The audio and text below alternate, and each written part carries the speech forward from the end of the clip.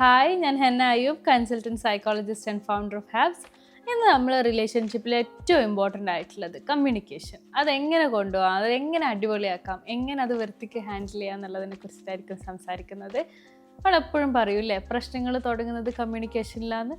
നീ എന്നെ മനസ്സിലാക്കുന്നില്ല, നീ എപ്പോഴും അങ്ങനെയാ, നീ അത് ചെയ്യുന്നില്ല, ഇത് ചെയ്യുന്നില്ല. ഇതൊക്കെയാണ് നമ്മൾ കൂടുതലായിട്ടും റിലേഷൻഷിപ്പിലേക്ക് വരുന്ന സമയത്ത് ആളുകൾ അങ്ങോട്ടും ഇങ്ങോട്ടും പറയുന്നതായിട്ട് കേൾക്കലുള്ളത്.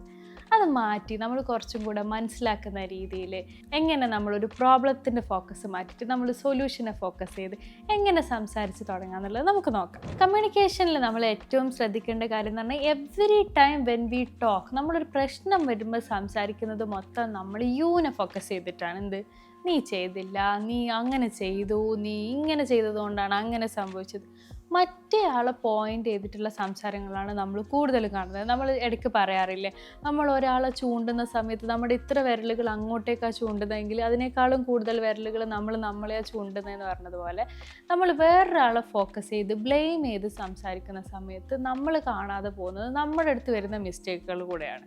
അതുകൊണ്ട് തന്നെ നമ്മളെ കമ്മ്യൂണിക്കേഷനിൽ എപ്പോഴും നമ്മൾ യൂന്ന് പോയിൻ്റ് ചെയ്യുന്നതിന് പകരം നമ്മൾ സംസാരിക്കുന്ന സമയത്ത് ഇങ്ങനെ പറഞ്ഞു നോക്കിയേ, നീ അങ്ങനെ ചെയ്തപ്പം എനിക്ക് വിഷമമായി. എൻ്റെ കാര്യങ്ങളെ ചർച്ച ചെയ്യാനും എന്നിലേക്ക് ഒതുങ്ങിയിട്ട് നമ്മുടെ സെൻറ്റൻസിനെ ഫ്രെയിം ചെയ്യുകയാണെങ്കിൽ, അല്ലെങ്കിൽ കമ്മ്യൂണിക്കേഷനിൽ നമ്മൾ മാറ്റം വരുത്തുകയാണെങ്കിൽ അത് എത്ര നന്നാവും. നീ അങ്ങനെ ചെയ്തിരുന്നെങ്കിൽ എനിക്ക് സന്തോഷമാവുമായിരുന്നു, നിനക്ക് ഉമ്മാനോട് അങ്ങനെ പറഞ്ഞുകൂടായിരുന്നോ, നീ ഉമ്മാനോട് അങ്ങനെ പറഞ്ഞിരുന്നെങ്കിൽ എനിക്ക് കുറച്ചും കൂടെ ഗുഡായി ഫീൽ ചെയ്തേനെ.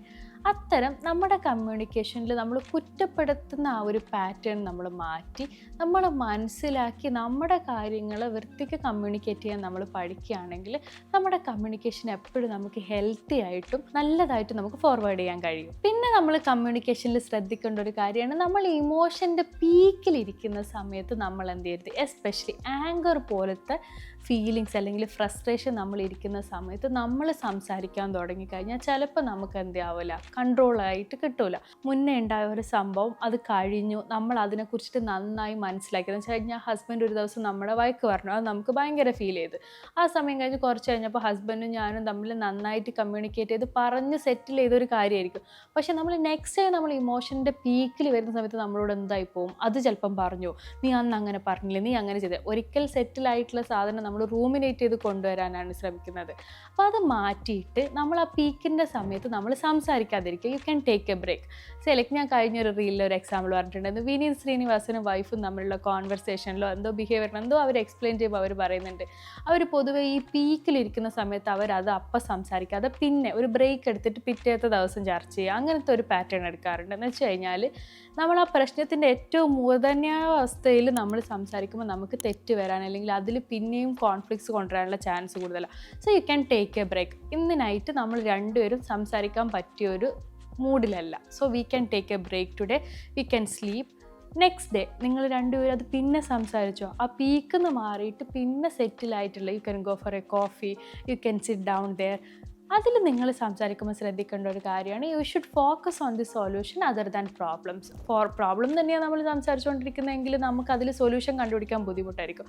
അത് മാറ്റിയിട്ട് ഇങ്ങനൊരു പ്രശ്നം നമ്മളെ ലൈഫിൽ നടന്നു, നമ്മൾ രണ്ടുപേരും മുന്നോട്ട് പോകുന്ന സമയത്ത് നമ്മൾ ഇതിനെ ബെറ്ററാക്കി കൊണ്ടുപോയാലേ പറ്റുള്ളൂ എന്നുള്ളത് രണ്ടുപേരും മനസ്സിലാക്കി ഇരുന്ന് കമ്മ്യൂണിക്കേറ്റ് ചെയ്യുകയാണെങ്കിൽ you can make it healthy, you can make it better. നമ്മൾ നേരത്തെ പറഞ്ഞത് തന്നെ കണക്ട് ചെയ്യുകയാണെങ്കിൽ ഈ ബ്ലെയിമിങ് നമ്മൾ എപ്പോഴും ഒഴിവാക്കണം. നീ മനസ്സിലാക്കുന്നില്ല എന്നുള്ളത് നമ്മൾ കുറ്റപ്പെടുത്തുന്നതിന് പകരം ഈ മനസ്സിലാക്കാൻ പറ്റുന്ന ഏറ്റവും നല്ല രീതിക്ക് നമുക്ക് എങ്ങനെ പറഞ്ഞു കൊടുക്കുക എന്നുള്ളത് രണ്ടുപേരും ആലോചിക്കാനുണ്ട്. പിന്നെ നമ്മൾ കമ്മ്യൂണിക്കേറ്റ് ചെയ്യുമ്പോൾ ആലോചിക്കേണ്ട ഒരു കാര്യമാണ്, what is my partner's pattern. രണ്ടുപേരും അങ്ങോട്ടും ഇങ്ങോട്ടും മനസ്സിലാവും. നമ്മൾ കുറച്ചാലും ഒരാളോട് ജീവിക്കുമ്പോൾ നമുക്ക് മനസ്സിലാവില്ല, ഇന്ന സാധനം അയാളുടെ ഒരു ട്രിഗർ പോയിന്റ് ആണ്, ഇത് പൊതുവേ സംസാരിക്കുന്ന സമയത്ത് അവർക്ക് അത്ര ലൈക്ക് ആവലില്ല, അല്ലെങ്കിൽ അവർക്ക് ഇഷ്ടപ്പെടാറില്ല, അല്ലെങ്കിൽ ഇവർക്ക് ഈ രീതിയിൽ അവനോട് സംസാരിക്കുമ്പോൾ ഇഷ്ടപ്പെടാറില്ല. പൊതുവേ നമ്മൾ പറയുകയാണെങ്കിൽ ആൺപിള്ളേർക്ക് അവരെ നമ്മളൊരു എന്താ പറയുന്നത്, അവരൊരു റെസ്പെക്റ്റ് ഇല്ലാത്ത രീതിയിൽ നമ്മൾ കമ്മ്യൂണിക്കേറ്റ് ചെയ്യുന്നത് അവർക്ക് എപ്പോഴും ഭയങ്കര സഫോക്കേറ്റിംഗ് ആണ്. നമുക്ക് എവല്യൂഷണറി വൈസ് അവർക്കൊരു എന്തൊരു ടെൻഡൻസി ഉണ്ട്, അവരെ റെസ്പെക്റ്റ് ചെയ്യണം എന്നുള്ള അവർക്കൊരു നീഡുണ്ട്. അപ്പം നമുക്കുണ്ട് നീഡ്, പക്ഷെ അവരെ സുപ്പീരിയർ ആയിട്ട് അവരിങ്ങനെ എന്താ പറയുന്നത് ഭയങ്കര കേഴ്സ് ചെയ്യുന്ന രീതിയിൽ നമ്മൾ സംസാരിക്കുകയാണെങ്കിൽ അവർക്ക് ഒരിക്കലും അത് ഉൾക്കൊള്ളാൻ പറ്റില്ല. അപ്പോൾ നമ്മൾ മനസ്സിലാക്കുക എന്ത് പാറ്റേൺ ആണ് നമ്മളെ ഇടയിൽ കമ്മ്യൂണിക്കേഷനിൽ നമ്മൾ എങ്ങനെ കൊണ്ടുവരുന്നത്. ഒരേ കാര്യം തന്നെ രണ്ട് രീതിക്ക് പറയാം. ഫോർ എക്സാമ്പിൾ ഇപ്പം നമ്മൾ അവനോട് പറയുകയാണ്, നിൻ്റെ ഉമ്മ എപ്പോഴും അങ്ങനെ തന്നെയാണ്, എൻ്റെ ഉമ്മ എപ്പോഴും അങ്ങനെ തന്നെ പറയുമ്പോൾ അവനെ സംബന്ധിച്ച് അവൻ എത്രയാണെങ്കിലും ആ ഉമ്മാനോടൊരു കണക്ഷൻ ഉണ്ടാവില്ല. അപ്പം ഉമ്മനെ കുറ്റപ്പെടുത്തുന്നത് അവനക്ക് ടേക്ക് ചെയ്യാൻ കുറച്ചൊരു ബുദ്ധിമുട്ടായിരിക്കും. പക്ഷേ you can talk it the other way, like എടാ ഇവിടുത്തെ ഉമ്മ ഇങ്ങനെ പറയുന്ന സമയത്ത് എനിക്ക് എപ്പോഴും വിഷമാവലുണ്ട് കേട്ടോ, അല്ലെങ്കിൽ ഉമ്മ ഇങ്ങനെ പറയുന്ന സമയത്ത് എനിക്ക് എന്നോട് തന്നെ ഒരു ബുദ്ധിമുട്ട് തോന്നലുണ്ട്. അപ്പോൾ അതിനെ കുറച്ചും കൂടെ ഒരു മനസ്സിലാക്കുന്ന രീതിയിലാണ് നമ്മളിത് എടുക്കുന്നതെന്നുള്ളത് നമുക്ക് അവനെ ഫീൽ ചെയ്യിപ്പിക്കാൻ പറ്റുന്നതാണെങ്കിൽ ഹീ മൈറ്റ് ഫീൽ ഗുഡ്. അവനത് ഗുഡായിട്ട് നിങ്ങളെ മനസ്സിലാക്കാൻ അവനക്ക് കുറച്ചും കൂടെ ഹെൽപ്ഫുൾ ആയിരിക്കും. അപ്പം അങ്ങനെ ചെറിയ ചെറിയ രീതിയിൽ നമ്മൾ സെൻറ്റൻസ് ഫ്രെയിം ചെയ്യുന്ന സമയത്താണെങ്കിലും വോയിസ് റേസ് ചെയ്യുന്ന സമയത്താണെങ്കിലും, ഇത് ഞാനൊരു ഗേൾസിൻ്റെ കാര്യം മാത്രമായിട്ട് പറയല്ല കേട്ടോ, നേരെ തിരിച്ചാണെങ്കിലും പിന്നെ അവളോട് ഷൗട്ട് ചെയ്യുന്നതിന് നീ എന്താ ഉമ്മനോട് അങ്ങനെ ചെയ്യാത്തതെന്നുള്ളത് പറയുന്നതിന് പകരം എടാ നീ ഉമ്മാക്ക് ഇത് ചെയ്തു കൊടുക്കുകയാണെങ്കിൽ ഉമ്മാക്ക് കുറച്ചും കൂടെ ഇഷ്ടമാവും, ഉമ്മാക്ക് കുറച്ചും കൂടെ അത് എടുക്കാനുള്ള കാര്യങ്ങൾ നടക്കും എന്നുള്ളതുപോലെ രണ്ടുപേരും മനസ്സിലാക്കി ഈഗോ ഇല്ലാതെ അങ്ങോട്ടും ഇങ്ങോട്ടും ഒരു ഗീവ് ആൻഡ് ടേക്കിലേക്ക് നിങ്ങൾക്ക് ആ ഒരു കമ്മ്യൂണിക്കേഷൻ കൊണ്ടുപോകാൻ പറ്റുകയാണെങ്കിലും ലൈഫ് അടിപൊളിയായിട്ട് വരും. കുറേ കൂടെ നിങ്ങൾക്ക് നിങ്ങളെ പാർട്ട്ണറുമായിട്ട് കണക്ട് ചെയ്യാൻ പറ്റും. And that's how we can make communication better in relationship. അപ്പോൾ അതിൽ വർക്ക് ചെയ്ത് നോക്കുക. ഇനി നിങ്ങളെ കൊണ്ട് പറ്റുന്നില്ലെങ്കിൽ ഡെഫിനറ്റ്ലി ഒരു പ്രൊഫഷണൽ ഹെൽപ്പ് എടുക്കുക. വേറൊരാൾ, ഒരു തേർഡ് പേഴ്സൺ നിങ്ങളുടെ ഇടയിൽ വന്നിട്ട് ഇതിനെ സോർട്ട് ചെയ്ത് തരുന്ന സമയത്ത് നിങ്ങൾക്ക് ചിലപ്പോൾ രണ്ടുപേരും കൂടെ സോർട്ട് ചെയ്യുന്നതിനെക്കാട്ടിലും ഹെൽപ്ഫുൾ ആയിട്ട് തോന്നും. സോ നമ്മൾ ബാക്കിലെ ലൈറ്റ് പോയി. സോ നിങ്ങളെല്ലാവരും ആ കമ്മ്യൂണിക്കേഷനിൽ വർക്ക് ചെയ്യുക.